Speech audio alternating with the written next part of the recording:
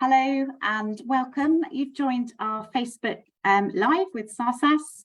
My name's Lisa. If you haven't heard of SARSAS before, we're a specialist service for anyone affected by sexual violence at any time in their life. We listen, believe and support people affected by rape and abuse. And we also campaign and raise awareness as we believe that everyone deserves to live a life free from abuse and its impact. We will be talking tonight about issues surrounding rape and abuse, so please do take care of yourself. And the video will be available afterwards if it feels like tonight isn't the right time for you to watch it, so you can always catch up with us afterwards. So I'm really delighted tonight to be joined by Dr Nate Eisenstadt, who is a Senior Research Associate at University of Bristol Medical School, who works on REPROVIDE, which is a pioneering randomised controlled trial of a domestic abuse perpetrator programme. Before this, he led on the evaluation of the DRIVE pilot, which is an intervention with high-risk perpetrators of domestic abuse that's currently being rolled out nationally. And he's also the co-founder of Kindling Transformative Interventions, which designs and delivers evidence-based bystander intervention training for violence prevention, equality and diversity, and works with schools, universities and workplaces. So welcome, thanks so much for joining us tonight. Thanks, Lisa, great to be here. Just to say, on the DRIVE pilot, I led on the qualitative side and Marianne Hester led the overall project. Okay, thanks. Thanks for pointing that out. So to get us started tonight, it might be good to just hear from you a little bit about the work that you've been doing in the prevention and behaviour change space and why you think that's so important. Yeah, sure. So I'm going to talk mostly about REPROVIDE, which is a randomised controlled trial of a domestic abuse perpetrator programme. And I guess I am interested in this area because I think that change is possible and that a huge amount of domestic abuse is preventable. And I guess this project comes up as part of a bit of a social shift that's taking place, precipitated in part by some of the work done by colleagues on DRIVE around trying to change the conversation and to say, rather than say, why doesn't she leave, say, why doesn't he stop? So we need to be supporting victims and survivors. And we also need to be looking at the people who are causing the harm and thinking about how that can be stopped, both for victims and survivors and their children, and for those men, you know, these predominantly men. You know, none of the people that we speak to, that we encounter doing this work, enjoy being abusive.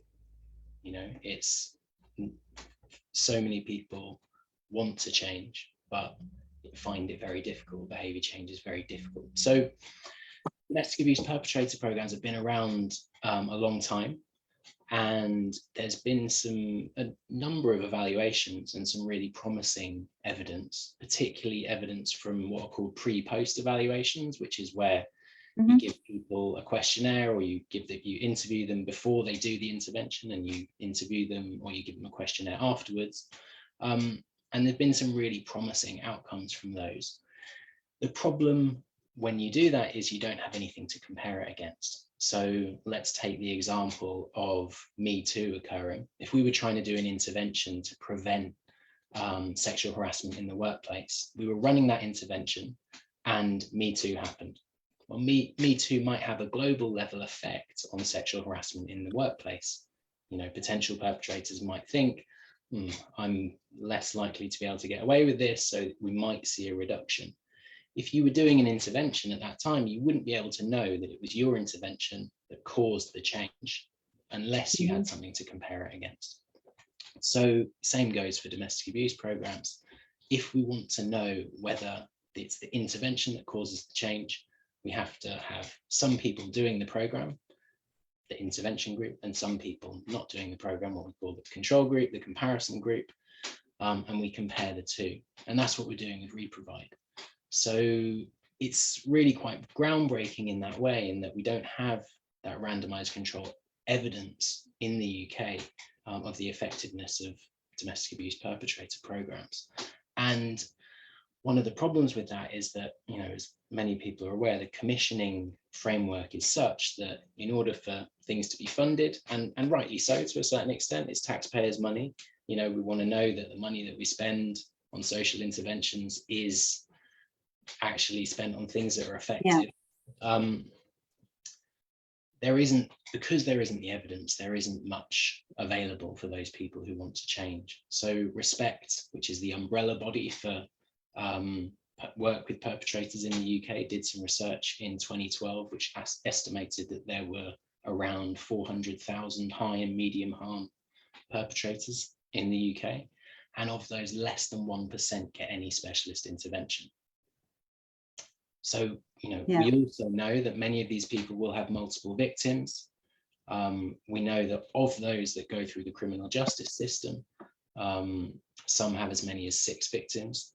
So the kind of ripples of harm that span out from all those people who aren't receiving any specialist intervention are absolutely huge. And this is something that, you know, as a society, if we can figure out what works, then this is something that we think we can change. Great. Sorry, were you going to continue then? No, go ahead. Another question. So I was just, so you're talking specifically about men. Why, just to sort of clarify, why specifically the focus on men? Why is that important?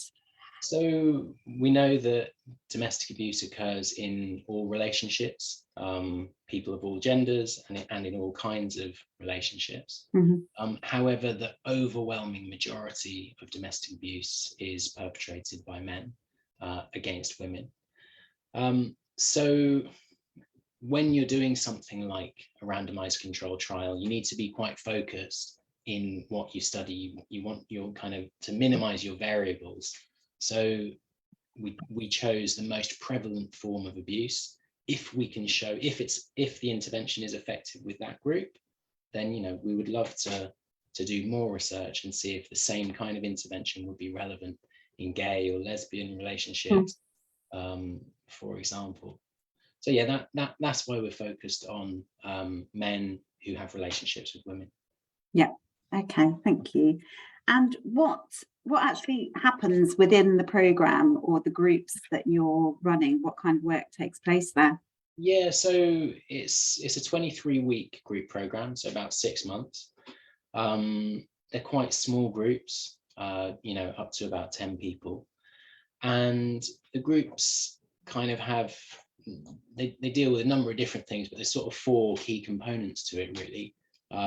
There's a bit of a CBT, cognitive behavioral therapy component. So that's about sort of linking bodily sensations, negative self-talk, emotions to behavior, and opening up a bit of space for people to kind of, opening space between stimulus and response. So, you know, I think that something's making me feel a certain way, and actually I have a choice about how I respond to that. And many people don't kind of read or experience their emotions in such a way that they think that they have a choice. So it's kind of using CBT to enable people to take a bit of responsibility in how they respond. So rather than this thing of, you know, I saw red, I lost control, it's about saying, actually, you know, you do have some control in those moments, and giving people some tools and skills to kind of intervene in when they kind of feel the temperature rising. So that's one dimension. Another part of it is what we'd call the kind of gendered psychoeducational approach. So that kind of emerges from Duluth, Minnesota, in the 1980s. This was where kind of domestic abuse programs, kind of as we know them today, really were first developed. And, you know, this is about seeing abuse as about power and control, and as emerging from and reinstantiating or reproducing unequal gender power relationships in society. So within that bit, there's kind of attention to gendered beliefs and expectations, kind of sexual respect dimension, thinking about the way that we're trained to fulfill certain gender roles and how that can translate into inequality within relationships, and how abuse can kind of sustain that and emerge from that and sustain that. There's also a trauma-informed dimension. So, you know, people with adverse childhood experiences, perhaps who experienced abuse or witnessed abuse as children, we do see kind of overly represented in this population. Okay. So, you know, it's a trauma-informed intervention in that the group offers a space for people to engage with those experiences in a non-judgmental way, to kind of share and talk about that. You know, it's not therapy, but there is a therapeutic dimension. And, you know, sometimes grief will be a big thing that we see coming up. You know, people have experienced a profound grief or loss and have not had the opportunity to process that. You know, these experiences, these things, they're not an excuse for abuse, but they can play into the sort of complex drivers or the complex mediators for an individual. And then that was like 3 dimensions. There's kind of a 4th part of it. So that's around developing people's own motivation to change. So what we call like a motivational interviewing approach. So that's for many men who join the group, many will have children.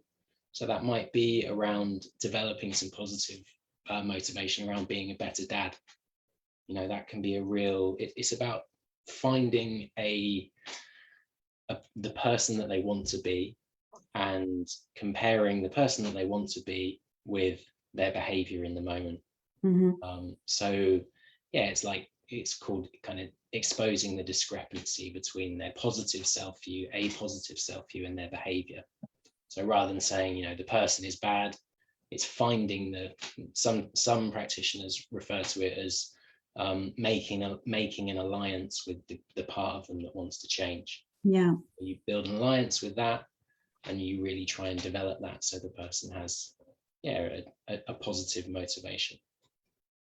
Great. And actually what's really stood out to me while you've been talking about this, and it has a interesting parallel with the work that we do at SARSAS, is the importance of that lack of judgment when you're doing this kind of work, and how important that is in the work that you're doing.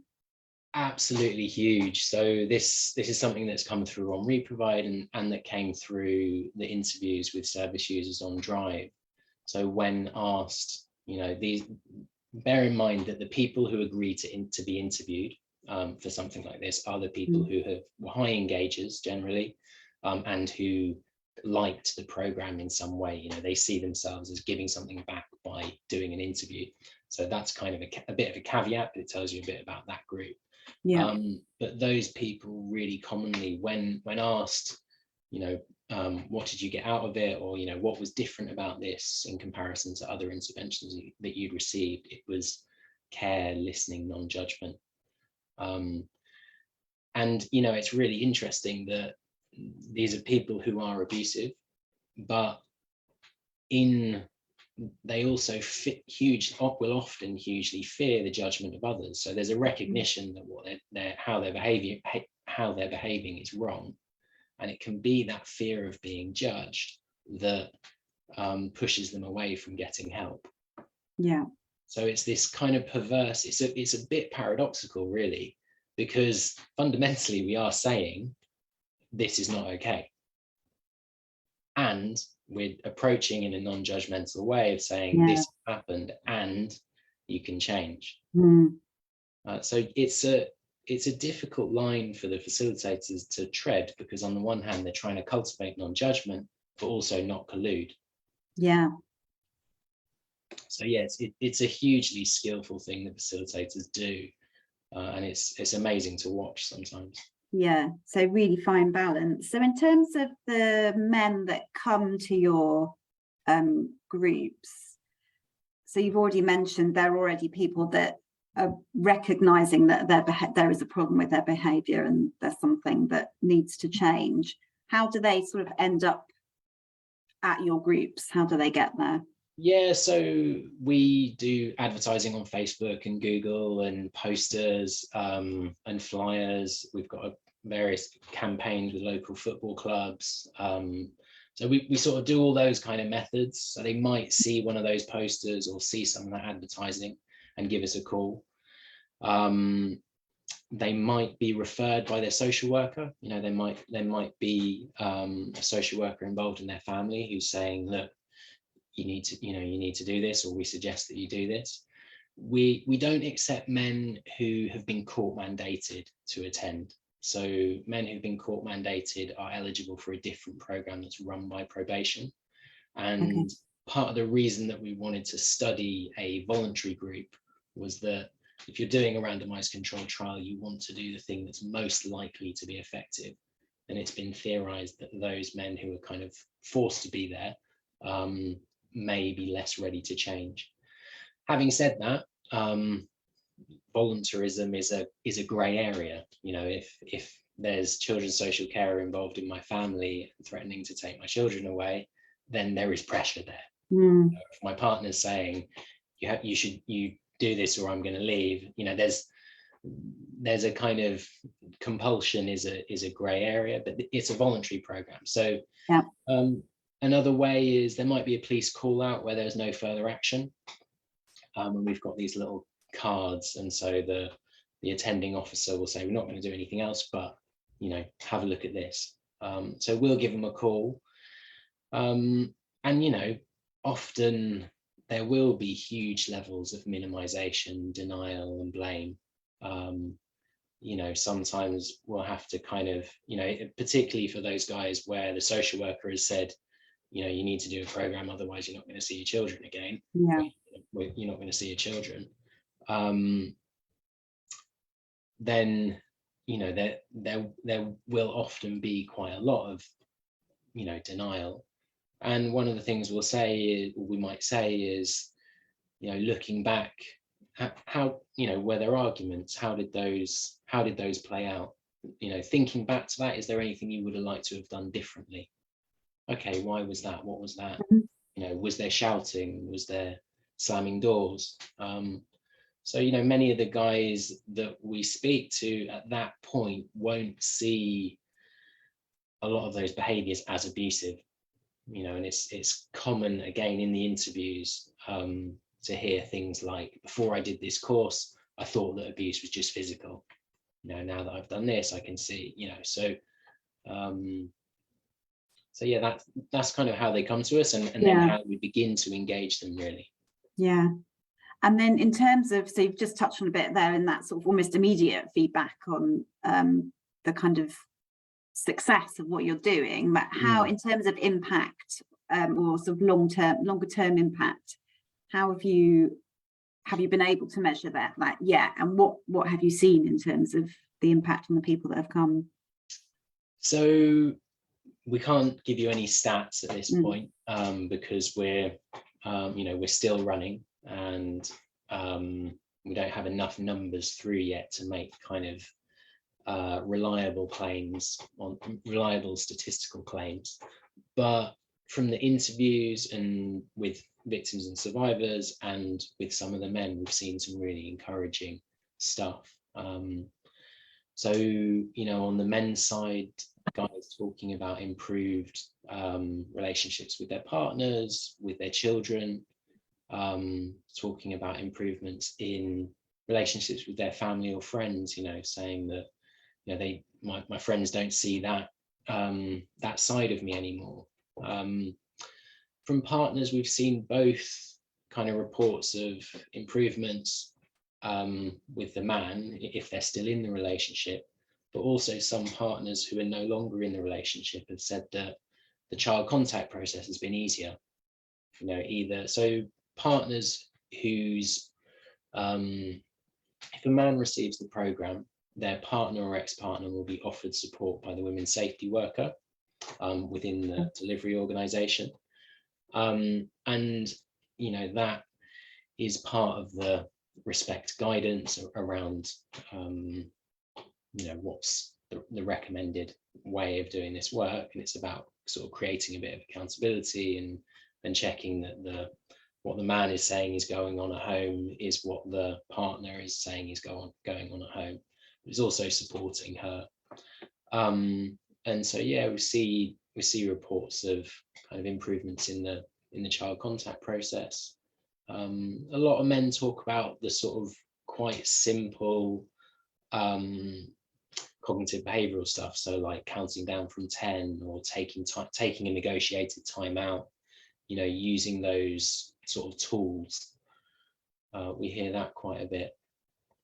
So yeah, there's some really promising signs, and you know, we just really need what we need to know is, were those people who we interviewed who said all those things, were they going to change anyway? You know, or was it the intervention that caused the change? You know, for us, watching the intervention, talking to the facilitators, you know, we strongly think that it's the intervention that caused the change, but you know, we're biased, so we need to, because you know, we want it to work. So we really need to see those people who didn't. We need to see if that it's kind of similar on the control side or different. Yeah, and I guess we won't know that for some time. I can't tell you that yet. No, so we're recruiting till the end of March, and then the group, that last intake will do 6 months of the group, and then they do like a relapse prevention group, so they have like 6 monthly sessions after that. So, and then we'll do some follow-up. We'll do that, like their final questionnaire is it a year post intake. So it'll be at that point that we'll kind of crunch the numbers and have some more concrete stuff to say on the stats. Yeah. Okay, great. So is there much funding for programs like this? Are there many other programs going on that are looking at sort of prevention work or working with known perpetrators? Because as you said, there's a lot of focus, and rightly so, on the need for support for victim survivors. But we really need to start thinking more outside of that and thinking, how do we stop this happening in the first place? Is there much other work going on in that space? So there has been a real sea change in terms of, you know, the message being let's work with perpetrators, and the DRIVE project working at the high risk level, things like the perpetrator strategy.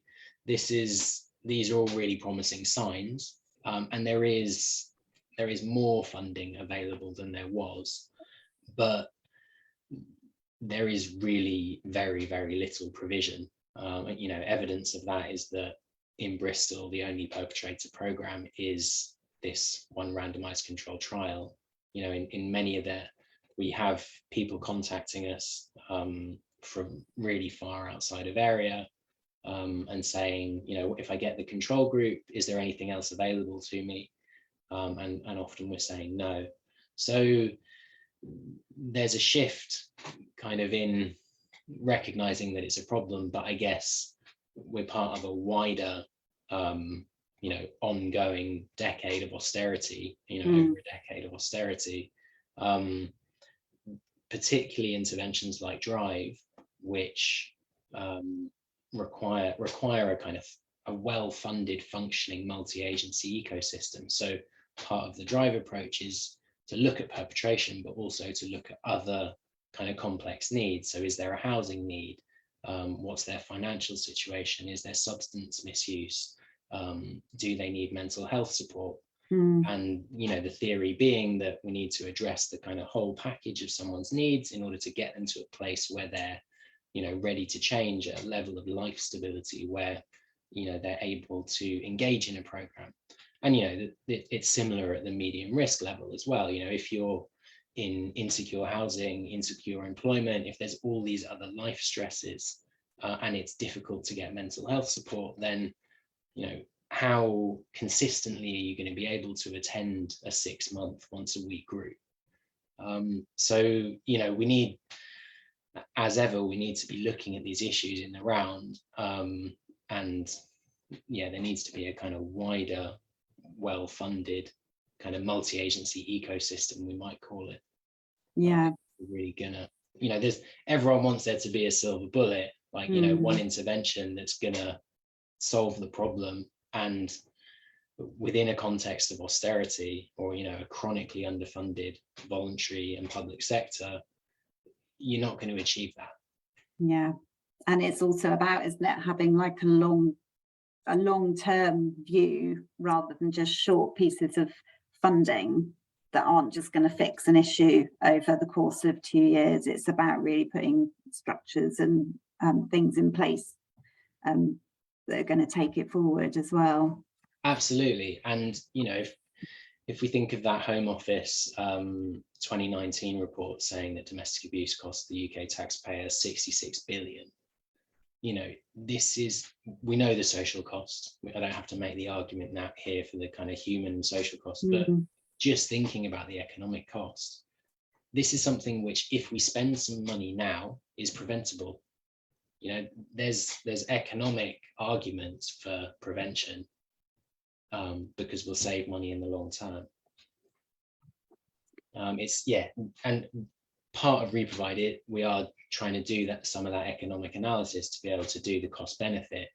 It's incredibly difficult to do, but hopefully we'll be able to say that. So, not to throw a massive question at you, but thinking more generally, what would you like to see change, or what would you like to see happen, based on the work that you've done around prevention or behaviour change? What would you like to see happen to really start addressing gender-based violence? So I guess work with perpetrators is one piece of the puzzle. It's a really important piece of the puzzle, but we really want to prevent gender-based violence before it happens. We want to work with those people who are doing it to stop them doing more of it, but really we want to prevent it before it happens. And for me, the other part of my work is around bystander intervention. So that's about kind of training people to intervene in the low-level situations that create a context where violence against women and girls, violence against marginalized genders, gender-based violence is possible, is legitimized, is minimized, is denied. So, talking about things like sexist jokes, misogynistic language, all of that kind of stuff in popular culture, stuff in the media, which kind of blames victims, which exonerates perpetrators, which presents like the dominant and most hallowed form of masculinity as being one in which like violence is part of it, and kind of presents few emotional, presents kind of the hallowed form of masculinity of being one where emotionality is really restricted. So I think it's addressing that sort of stuff. It's working in schools, it's working in universities, it's having that kind of whole organizational approach, thinking about the police as well, and public services. It's working to address misogyny at all levels. And I think, there's things that we can all do. It's having those little conversations. I think back to some of the things that I let pass, some of the comments or jokes that I let past, some of the things that I noticed in relationships of friends that, particularly when I was a student, that I thought, that doesn't seem right, but it's not, that it's not kind of my place to intrude. And I think, I don't know if it's specific to UK culture, but there's certainly this thing of, oh, that's between a couple, it's nothing to do with me. Or, I can't intervene with him. And it's like, I've spoken to guys and I've said, to perpetrators, and I said, what caused you to pick up the phone? And, the guy says, I was chatting to my mate in the gym about my relationship, and my mate said, mate, that's not okay, you need to get help. So like, that was a little bystander intervention that caused someone to actually pick up the phone and get help. Similarly, we had a guy who had done the program, and he said, I just wish a friend or family member had said something to me. Often we're really afraid to kind of intervene. And likewise with victims, it's, or, you know, what we risk most of the time is embarrassment. And it's like, oh, sorry, I misread it. You know, no offense. It's okay. You know, no one's gonna mind. No one's gonna hold it against you if you were trying to do the right thing. But if you did nothing and something really bad happened, then there's no coming back from that. So, you know, we're always trying to think, what's the potential risk, what's the potential cost here, and what's the potential benefit. So yeah, I think it's like training people to do those low-level interventions with their friends, with their family, and then beyond that, it's about having the more transformative conversations, the deeper conversations. And I think that's where we're at, kind of with some of the backlash that we're seeing right now.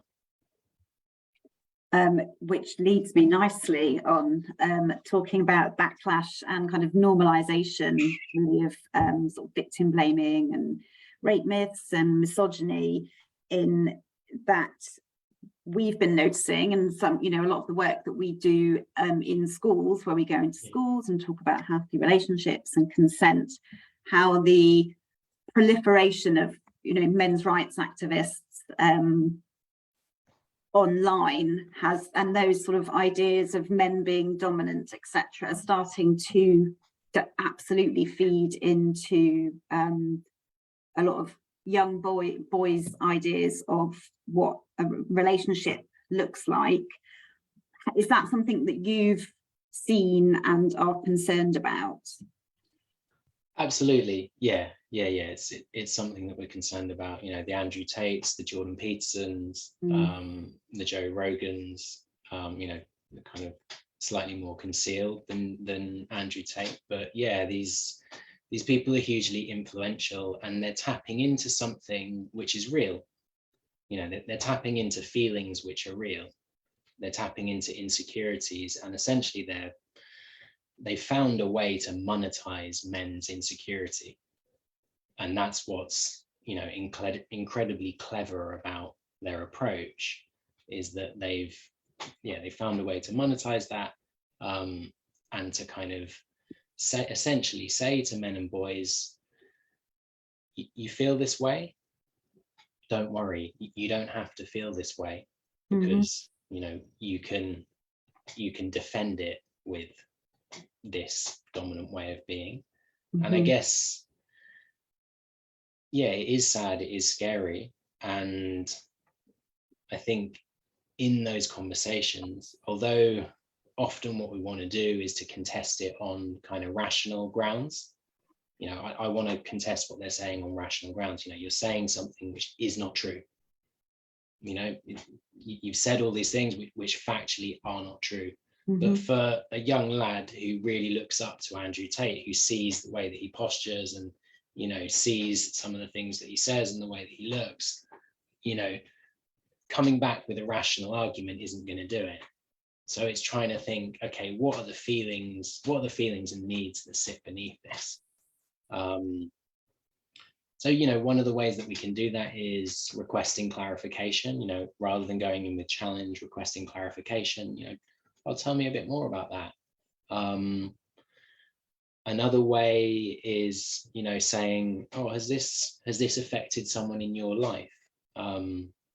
So, you know, what we want to do in these situations is to build rapport, because if there is rapport between us and the person we're speaking with, it's much more likely that they're further down the line, further down into the conversation, that they're going to hear the alternative viewpoint that we're saying. You know, connect, demonstrate non-judgment. I hear you. Yeah, I get where you're coming from. You know, thanks for raising this. It takes some courage to raise this. And, you know, I guess for me, the emotion that underpins most of this is fear. You know, it is fear. You know, so let's take the example of kind of men to, you know, not all men. Yeah, so not all men is one that, you know, within this sector, we might just kind of read that, react. No, I don't like to see it either. But, you know, how might we respond? So what's going on there? I guess for the person that's saying that, perhaps they feel that they're being put in a box with the bad people. So what do we know then instantly about that person is that they want to be a good person.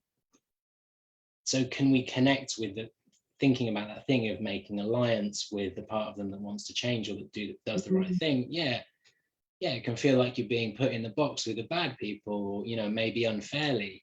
And I know that that's not you.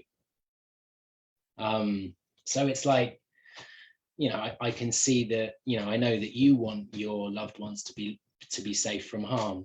So I think this is a complex one. We could talk for ages about it. It is about that balance between challenging, not kind of enabling, but nobody ever won an argument by just kind of shouting back. I guess you're not going to change, as you know, enraged as you might be by that viewpoint. You're not going to change someone's mind by just sort of coming back at them with rage or no, you're wrong. I guess so. The sort of tools and techniques that I'm talking about, I think the crucial caveat is that for victims and survivors, for anyone directly harmed by this behavior and this talk, your response is legitimate. Yeah. You know, like if your response is to knock them out, that's your response, you know, in words or however, and that's okay. What we're talking about here is other people stepping up who aren't directly affected, thinking, okay, I have that privilege of being a little bit removed from this, perhaps of that person seeing me as part of their crowd. That gives me a jumping off point to maybe have some transformative conversations, you know. And I think that the takeaway is, if that person feels othered by you, or if they are able to other you, then that kind of that deep listening or that hearing the alternative information isn't gonna happen. So it's about that, yeah, that context of rapport, non-judgment, to try and I think that is how positions can shift. And what would you say, what advice would you give to parents who might be concerned or worried about their sons primarily being influenced, or they can see these kind of messages and ideology potentially sort of taking hold? So yes, it's a difficult one, and it's a scary one. I think, you know, it's the obvious one is to just keep those conversations going. You know, again, like trying not to battle it on a sort of higher moral ground or on a kind of rational ground. One approach which is quite interesting, and check it out, is street epistemology. So this is where you encourage people to reflect on how they know. So rather than kind of critiquing what they know, you ask them about what their standard of knowing is. So particularly with some of the sort of where this crosses over with some kind of conspiracy type stuff, you know, it's about unpacking, okay, so he's saying this, how do we know that this is true? You know, when did you first, you know, when was the first time when you heard about this? You know, kind of going back to that. Yeah. I think, yeah, it's keeping the conversation going, trying not to get bogged down in the sort of tit for tat, and you know, recognizing that some of the things that they say make sense, and that they use that to tell you a load of stuff that's really harmful. And actually, my colleague who's doing all the sort of comments and tech for this has just written a comment. I don't know if it's a Facebook comment or if it's just come into us here, saying it's the calling in rather than the calling out approach.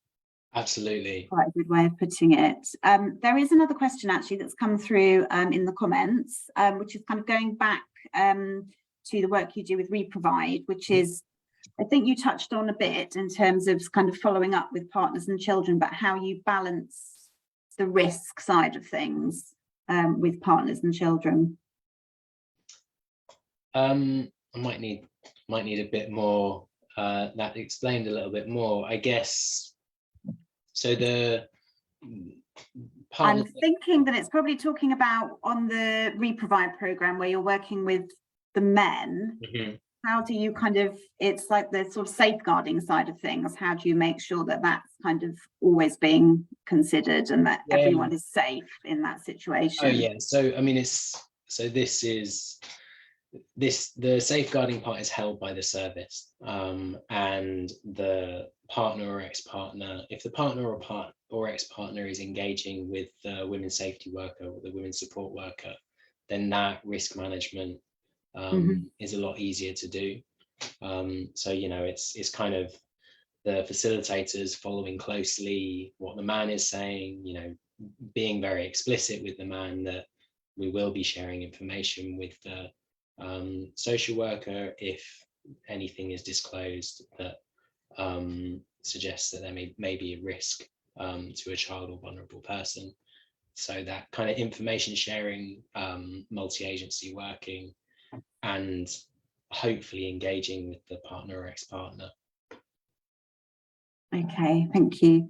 So if anyone else has got any more questions, feel free to pop them in the last couple of minutes. But while we're just waiting for that, in the meantime, if anybody wants to get in touch with you about your work or to sort of find out more about someone referring in, what's the best way for them to do that? Is that by your website?